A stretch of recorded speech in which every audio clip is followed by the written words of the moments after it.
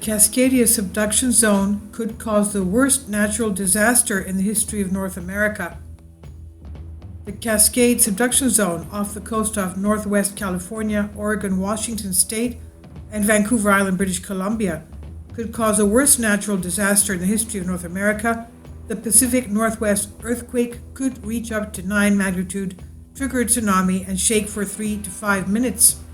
We know we have a lot of very high threat volcanoes there as well, one of them being Mount St. Helens, which recently, this past month, has had over 46 earthquakes, especially the period after the Tonga submarine volcano eruption. Now going back to this quake monitor, Mother Earth slowing reveals her secrets this time. It's the fault line deep in the belly of the planet. Its name is a whopper, the Cascadia Subduction Zone, gargantuan size, potentially power amaze earthquake experts, and they say it could be the cause of the worst natural disaster in the history of North America if it ruptures entirely. The quake maker sits at the bottom of the Pacific Ocean, where the seabeds meets the North American tectonic plate. In all, it stretches 700 miles along the Pacific Northwest, from British Columbia's Vancouver Island to Washington to Oregon to North California, Cape Mendocino, where we had a lot of earthquakes activity, one of them a few days ago being 6.2. Now, in fact, the Cascadia already has made history, causing the largest earthquake in the continental United States, January 26, the year 1700. That's when the Cascadia unleashed one of the world's biggest quakes, causing a tsunami so big that it rampaged across the Pacific and damaged coastal villages all the way in Japan. Now it's a question of when the Cascadia will strike again. The big one could hit any time. If Cascadia were to experience a large magnitude earthquake, the trembler and resulting tsunami could do away with over 11,000 and injuring more than 26,000 according to FEMA model. Support my Patreon account.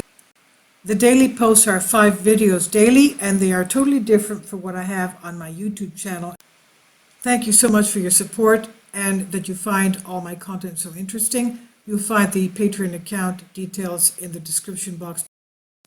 Actually, the Mendocino fracture zone that we see here down at the 7 o'clock position is continuing into the San Andreas Fault. So basically it's joined.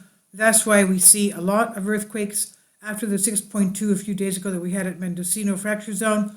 And we've had a lot of activity along the San Andreas. For example, just 4 magnitude yesterday in Los Angeles, felt by thousands of people.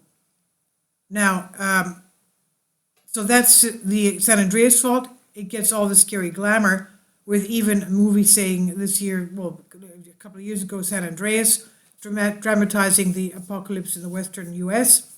But the truth is the San Andreas is a lightweight compared to Cascadia. The Cascadia can deliver a quake that's many times stronger, including a tsunami.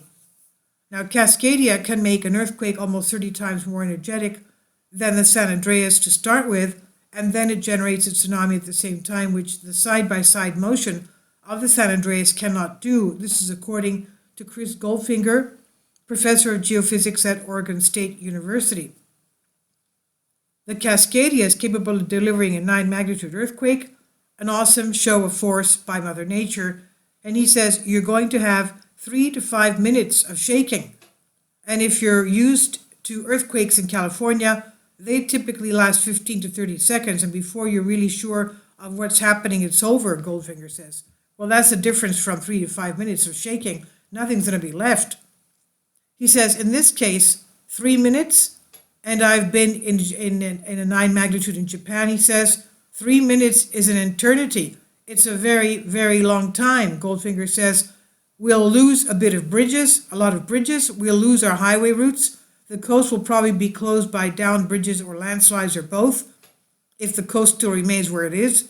Now, he says, because there will be damage to all of the roadway, the various highways, various infrastructure, and it will be very difficult to get around and assess what is going on and how you might be able to reach people and provide them with some of the resources they may need. This is what Major Richard Golet of Civil Air Patrol's Pacific Region says. Prior to the 1980s, the Cascades was overlooked because it did not seem to move or cause quakes.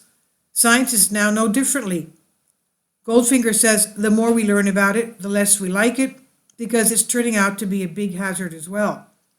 To prove that Cascadia has ruptured before, scientists studied the so-called ghost forests of the Pacific Northwest.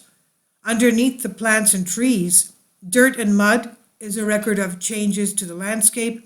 By digging into it, U.S. Geological Survey geologist Brian Atwater found the proof of one of the world's biggest earthquakes. The U.S. geologist Brian Atwater shows a legacy from when the Cascadia ruptured in 1700. It created a tsunami whose impact is marked today by a layer of sand atop what was the forest floor on a bank near Copalis Beach, Washington.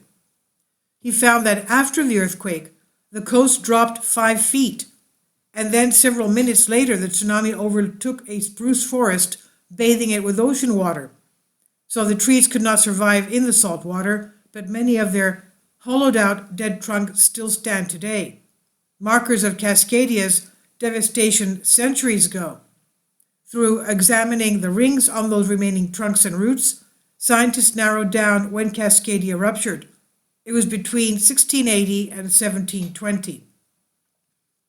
Armed with this information, Japanese earthquakes researcher Kenji Satake turned to diaries and logs from prominent families and temples of the Shogun era that go back to the 600s. The quest was to find a record of a tsunami that was not accompanied by a storm or a quake in Japan.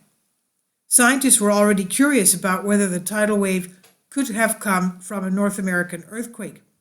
After all, researchers concluded that South America quakes caused tsunamis off Japan in 1586, 1687, 1730, 1751, and 1837.